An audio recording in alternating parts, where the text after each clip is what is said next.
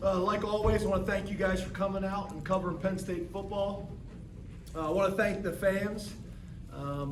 People struggle to get attendance in general. There was reports that the weather was going to be tough, and we still had a great crowd, specifically early in the game that had a major factor in the game for us. When you talk about the statistics that we talk about each week, the field position battle, we won that. The turnover battle, we tied. We had one late in the game. Penalty battle, we won. Didn't necessarily feel like that, but we did. The explosive play battle, we won that. Really, not only did we win it in the totality of it, but also offensively we met our goal, and defensively we met our goal. Some pretty cool notes for you.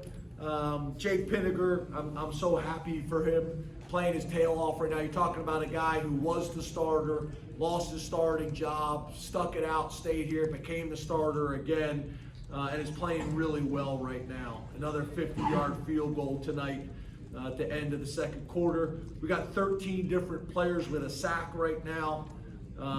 Back-to-back games with 6 sacks or more. Hasn't happened since 2007.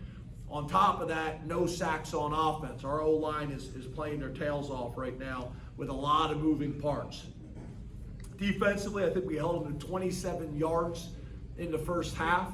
On top of that, because of the way our defense and special teams are playing, I think our offense had the ball on their side of the field for 27 plays as well. Again, Pinniger, I can't say enough about him. And then I think it was the 4th game that we've had this year without allowing a sack. That's the first time that's happened since 2011. And then the last thing I wanted to mention, just so you guys are aware, and there's no gray area out there, but Joey Portis was not available tonight, and that was a non-football injury situation that we were working through. So I just want to be very, very clear with that so everybody knows. And hopefully we'll have Joey back soon. Open up the questions. We'll go Rich, and then we'll go Mark. Two-part question. How many push-ups did you do? And it seems like the defensive line is fresh, even at this point of the season. Why were they able to dominate? Yeah, we're playing a lot of guys, and we've worked really hard at developing and recruiting depth. I think that's a big part of it. I would have liked to have had Kozai Hazard from the beginning of the season, but him not playing the first 4 probably helped with that a little bit as well. I did 15 push-ups because everybody is held accountable around here, and I had my first unsportsmanlike conduct penalty in 12 years as a head coach, and I was embarrassed by it. So I did my push-ups. Everybody's held accountable. I think they thought I was yelling at the officials, and I wasn't. I was yelling at our players, but either way, I got an unsportsmanlike conduct penalty, first one in 12 years. Mark. James, following up on what Rich said, to set the tone in the game with a pass rush, how important was that on a day like this and against a quarterback who's that good? And do you have an indication of why suddenly these sacks are starting to pile up when maybe they weren't there earlier in the year? Thanks. Well, I think to your first point, I would actually say on a day like today with the weather, the tackles for loss you would think would have been more impactful, than the sacks. But we were able to do both. We were able to get tackles for loss, we were able to get sacks, we were able to get them off schedule. We felt like we had some pretty good matchups. They obviously have some injuries as well, and I think those matchups favored us, and we were able to do it. But I think the other thing is our guys are getting more and more comfortable and confident in how we want to play football, be disruptive and be vertical up the field and through gaps.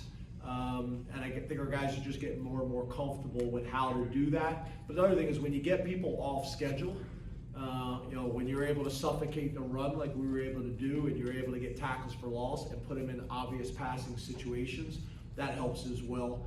And then on top of that, we're going to give up a play because of man coverage from time to time. But even without Joey, we were able to play really good man coverage, and now the quarterback's got a hold on to the ball, and that helps too. So it's complementary defense, it's complementary football, which is I thought we played tonight. Really, offense, defense, and special teams. We started fast. Started fast with the opening kick. We pin them inside the 10, I think. We go 3 and out on defense. Offense goes down and scores. So that was a real positive for us as well. James, when you have the home run hitter like Nick and he can take it to the house from anywhere, what is the value of that from the explosive play standpoint? And then those were both on 4th downs. What did you like about the calls and the setup on 4th down? Yeah, I think, whenever you have people, whether it's at wide out or running back or tight end or whatever it is on the offensive side of the ball, that scare people. It impacts the defense and it impacts the defensive coordinator because they know you make a mistake and it could go for 50, it could go for 60 at any point. And that has really helped our offense this year. I really believe that. And I just think we have, really done a good job of committing to short yardage situations and get better at it. That's something we hadn't really done here recently, so that's been a real positive for us this year. I love the package that we're running. It really puts the defense in a tough spot because we can do a lot of things out of that formation. And defensively, you can't be everywhere at once. And when you got a veteran quarterback that can sit in there and get us in the right call, that helps too. Coach, did you have any consideration to starting Drew at the start of the second half, or was your plan all along to play him in this second, third series, whatever it was? And then just for Sean, what does it mean to you to have him take the torch from Trace as the all-time passing leader? Yeah, I think you guys know, the amount of respect I have for Sean. He's been here a long time. He's done it the right way. He's represented the program with class. And obviously, his statistics, talk about his overall production. So, I'm happy for him and I'm proud of him. Really, for us, we don't really, I think early in the season, a couple games, we had a plan to try to get Drew in at a certain series, but we're way past that now. It just gets to the point where it's how soon can we get him in the game where we feel like the lead is enough that we're comfortable with doing it. The other challenge, though, is when we get Drew in the game, we got a bunch of other guys that we need to get out of the game, and then there's a fine line because I want Drew in there with the starters, but then there's also a fine line. Our depth is depleted on the offensive line, and we need to get those guys off the field because we can't afford to have them late in the game in there, and then it's not the ideal situation. I wish we were at a different point from an injury perspective, from a depth perspective. Hopefully we'll get some of those guys back because early in the season I felt really good about our number 2 O-line, but we got a lot of moving parts right now, so that factors into it a little bit too. Cliff. You had a question about Cliff taking over. I started with that. Yep. Dave. James, I'm back here. Hey, Dave. And What happened? what happened? You always sit right there when you're here. I was talking to Mike Loxley. He didn't like my question too much. I can relate. Do you ever you mentioned the crowd, do you ever look around on a day like today and see 90,000 people in the first week of November? And that's what I was asking him about, the inherent differences between how many people care here. And Maryland should be a great rivalry, but man, he's got a hell of a hill to climb, and this place really is amazing. So, you mentioned. Yeah, I'll speak for Penn State, and it is special. I mean, I come in here and I make that statement all the time, but I hope it's coming off in a way that the fans truly understand how much we appreciate them and how impactful it is. And I think that's one of the things that's probably most amazing about this place is through the good and the bad. For how many years now, people are talking about decreasing stadium size, and most NFL stadiums hold about 75, and we're able to get 106,000, 107,000 on a pretty consistent basis. Good weather in the beginning of the year, tough weather in the middle of the year, it doesn't matter. Our fans come out and it differentiates us and it makes us special at a time where it's hard to find ways to differentiate yourselves in college football. Everybody's trying to find ways to do it, whether it's with uniforms or facilities or whatever it is. And this is special. And I remind our players all the time about it. not to take it for granted.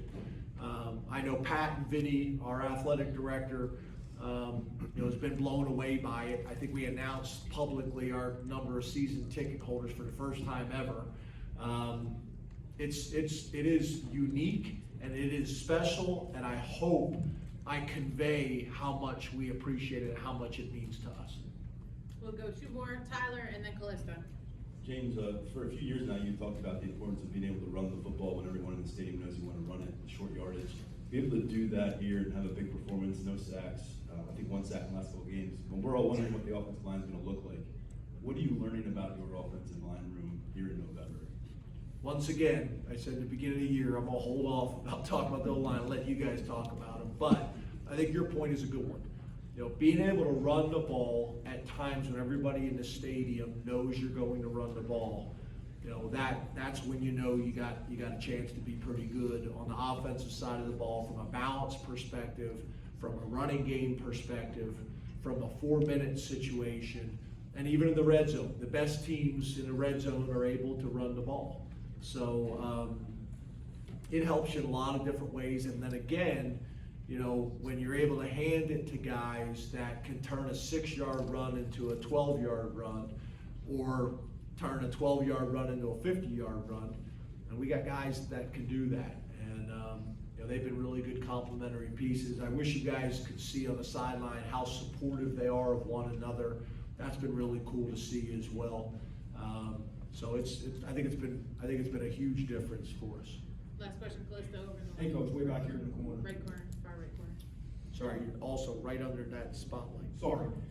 No, you're good. I just couldn't see. Couple days ago, you were asked about freshman running backs hitting the wall. It seems like Nick has brought some extra physicality the last 2 weeks at Indiana and then here tonight. Is that something you've noticed in practice all week, him being more physical? And how impressed are you that he seems to be getting a little bit stronger and more physical as the year progresses? Yeah, I think it helps that we rotated backs all year. Earlier in the year, we had 3. Hopefully we'll get Kaytron back here, and that will help too. But yeah, I think that's a part of it. The way we practice those guys. Tank's been a big part of it as well. He's done a great job. Holsworth's done a great job in practice.